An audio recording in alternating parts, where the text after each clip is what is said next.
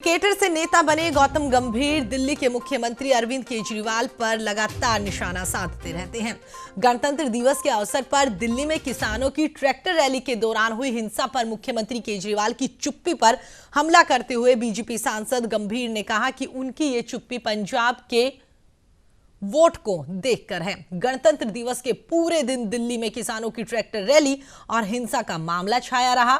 मंगलवार की रात गौतम गंभीर ने ट्वीट कर कहा कि पूरा दिन निकल गया, लेकिन मुख्यमंत्री अरविंद केजरीवाल ने उस भीड़ के खिलाफ एक शब्द भी नहीं बोला जिसने दिल्ली को पूरी तरीके से तबाह कर दिया। पार्टी के हैंडल से हल्का सा बयान ही काफी है, क्योंकि पंजाब में वोट बेहद अहम है। दिल्ली को अपने इस मुख्यमंत्री से शर्मिंदगी है।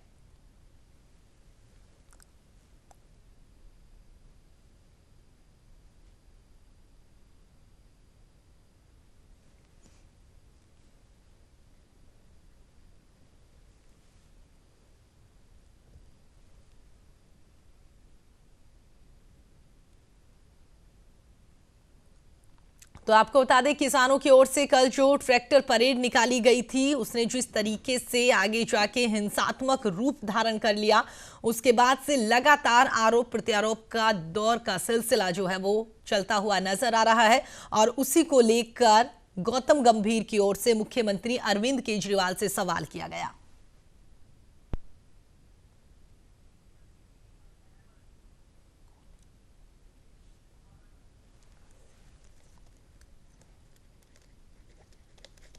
चलिए आगे बढ़ते हैं। तो आपको बता दें, इस खबर पर अधिक जानकारी के लिए मेरे सहयोगी नसीम अहमद हमारे साथ जुड़ गए हैं। जी नसीम, जानना चाहेंगे, जिस तरीके से कल गणतंत्र दिवस के मौके पर किसानों की ओर से जो हिंसात्मक रैली निकाली गई, उसके बाद से लगातार आरोप प्रत्यारोप का दौर भी शुरू हो गया। जी बिल्कुल, आपको बता दें जो कल हुआ वो काफी शर्मनाक था, क्योंकि जो किसानों की रैली शांतिपूर्वक चल रही थी और वो रिंग रोड के रास्ते होते हुए लाल किले पहुंची और वहां उपद्रव शुरू हुआ। रात लाल किले के ऊपर झंडा भी फहराया है। उसी के बाद अब आरोप प्रत्यारोप चल रहे हैं और राजनीतिक पार्टियों ने इसको भी एक अलग रंग दे दिया है। और वहीं बात करें गौतम गंभीर की, जो पूर्वी दिल्ली के सांसद है, उन्होंने मुख्यमंत्री अरविंद केजरीवाल को रात ट्वीट करके ये कहा है कि पूरे दिन राजधानी दिल्ली में उपद्रव होता रहा, किसान शर्मनाक हरकत को, वारदात को, इसको अंजाम दिया। जो ये लाल किले के ऊपर झंडा फहराया है उसके पर भी दिल्ली के मुख्यमंत्री अरविंद केजरीवाल ने कोई टिप्पणी नहीं की। और साथ ही ये भी आरोप लगाया कि कहीं ना कहीं दिल्ली के मुख्यमंत्री आने वाले जो पंजाब में चुनाव है उसकी वोट बैंक बनाने के लिए कोई आश्वासन और कोई किसी प्रकार की कोई टिप्पणी नहीं की। लेकिन यही सवाल अगर गौतम गंभीर से भी किया जाए कि जब पूरे दिन कल पूरे दिन लाल किले के ऊपर हिंसा भड़क रही थी, किसान प्रदर्शन कर रहे थे, पुलिस और किसान के बीच मुठभेड़ सी हो रही थी और कुछ पुलिसकर्मी घायल हुए, कुछ किसानों की भी मौत हुई, उस वक्त पूरे दिन ये हिंसा चलती रही, तो खुद उनकी तरफ से कोई ट्वीट क्यों नहीं आया, शांति को लेकर कोई अपील क्यों नहीं की गई? चाहे वो बीजेपी पार्टी हो, चाहे कांग्रेस पार्टी हो या आम आदमी पार्टी हो, किसी की तरफ से कोई टिप्पणी नहीं की गई थी। वो पूरे दिन चलता आ रहा, लेकिन रात होने के बाद ही क्यों आखिरकार इस तरह की टिप्पणी निकलनी शुरू हुई है, इस तरह के ट्वीट होने शुरू हुए हैं। अब राजनीतिक पार्टी इसको भी अलग रख दिया जा रहा है, इससे भी पूरी चर्चा की जा रही है। जी लेकिन नसीम, जिस तरीके से गंभीर ने आरोप लगाया है और साथ ही उन्होंने ये कहा कि पंजाब का वोट बैंक जो है वो सीएम केजरीवाल के लिए काफी मायने रखता है, यही वजह है कि अब तक पूरा दिन निकलने के बाद भी उनकी ओर से एक शब्द नहीं कहा गया, इस बात में कितनी सच्चाई?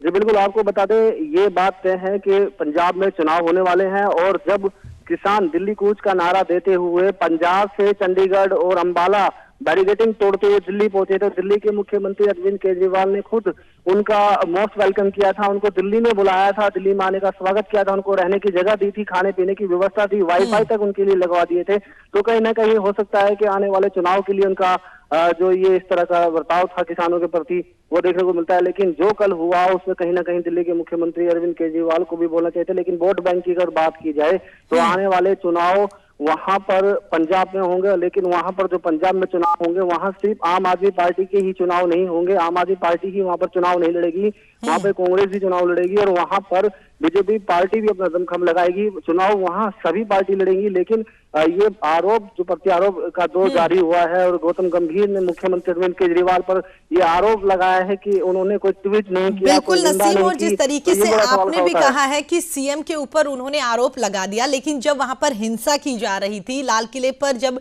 किसान वहां पर तिरंगा फहराते हुए नजर आ रहे थे, तब गौतम गंभीर की ओर से भी कोई उनसे शांति बनाए रखने के लिए या एहतियात वहां पर बरतने के लिए कोई भी बात नहीं की गई, कोई ट्वीट नहीं किया गया। पूरे दिन वो भी इंतजार करते हुए नजर आए और उसके बाद में शाम को आखिरकार उन्हें लगा कि आम आदमी पार्टी या सीएम की ओर से कोई बयान नहीं किया गया, तो मैं अब एक ट्वीट कर देता हूं। तो कहीं ना कहीं कह सकते हैं कि उनकी ओर से जो आरोप लगाया गया, जो बयान दिया गया, ये भी राजनीति से ही प्रेरित है।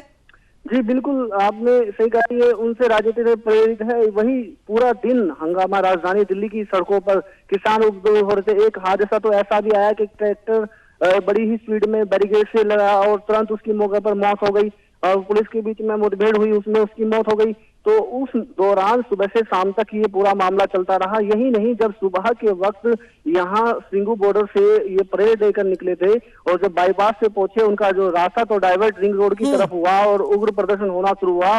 उस समय भी किसी भी राजनीतिक पार्टी के नेता ने कोई किसी भी शांति की अपील नहीं की। हाँ, ये सोशल मीडिया पर गणतंत्रता दिवस की शुभकामनाओं की, हार्दिक शुभकामनाओं की बधाई देते हुए जरूर नजर आए, लेकिन जैसे ही शाम ढली उसके बाद ट्वीट का जो दौर चालू हो गया, आरोप पर आरोप जारी हो गया। और ये खुद गौतम गंभीर पे भी बड़ा सवाल खड़ा होता है, जब राजधानी दिल्ली के वो सांसद हैं, पूर्वी दिल्ली के सांसद है और पूर्वी दिल्ली से होती हुई ये परेड निकली थी, तो उन्होंने क्यों शांति की अपील नहीं की। बिल्कुल।